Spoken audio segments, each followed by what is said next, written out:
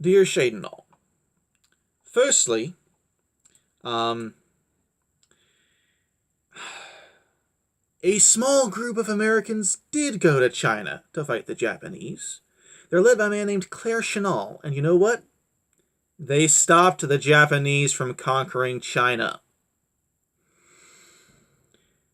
Which brings me to the really annoying point. You keep coming up with these numbers out of nowhere that mean nothing. It's not a few thousands of Americans who buy one solar roof each. No, there are entire international industries that are devoted to developing alternate energy sources, ranging from biofuels to geothermal energy to more advanced solar panels. It's a big deal, and it's a big deal without government interference. Now, I made a challenge to you, and my challenge was quite simple. Come up with a reason give me a reason why I should trust the government.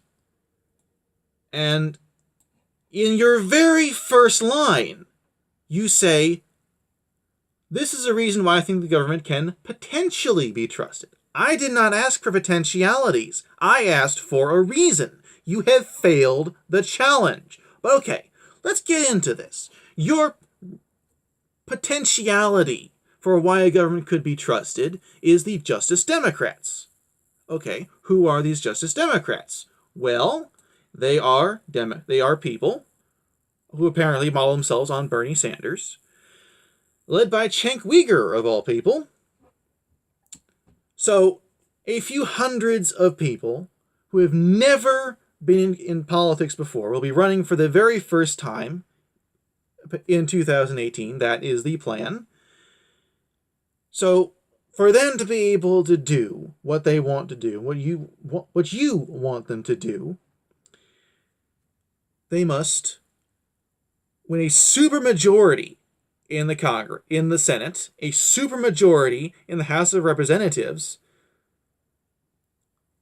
by people running for the very first time ever, fighting against Republicans, establishment Democrats, third parties, which will be fighting for the same voting blocks.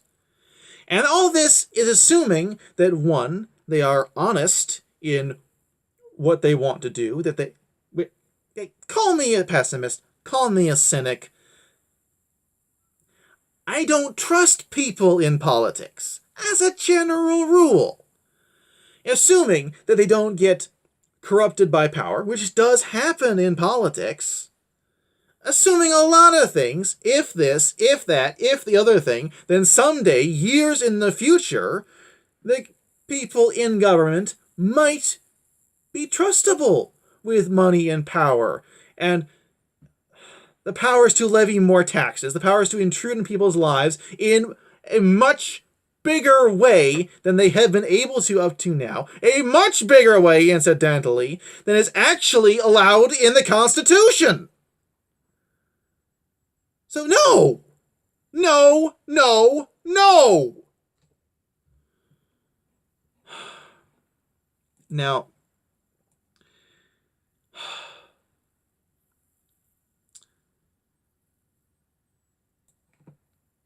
I'd like to delve into two more things that you said. The first is, actually, as I'm writing this, I realized that government subsidies for solar roofs wouldn't be nearly enough.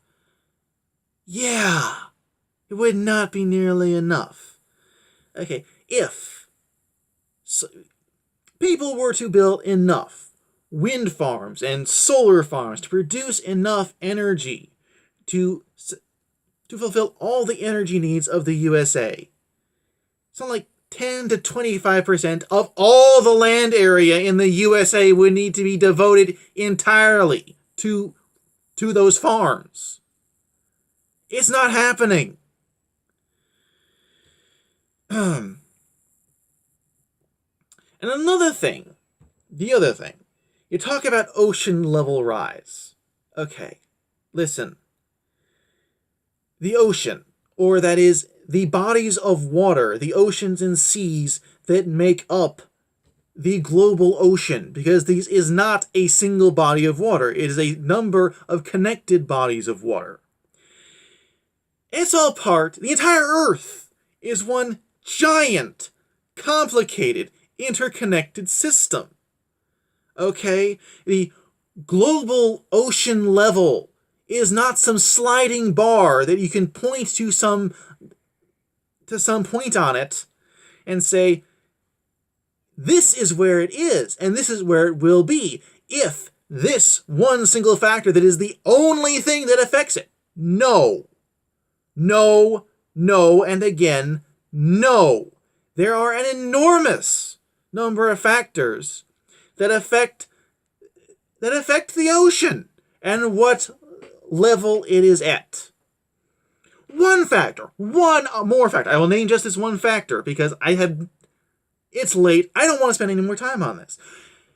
If the global ocean water heats up by 1 degree, and this causes the water to expand, and it rises, okay, if the water is hotter and expands, evaporation will increase by exactly the same amount, to exactly the same degree. Now, more evaporation means the water levels drop.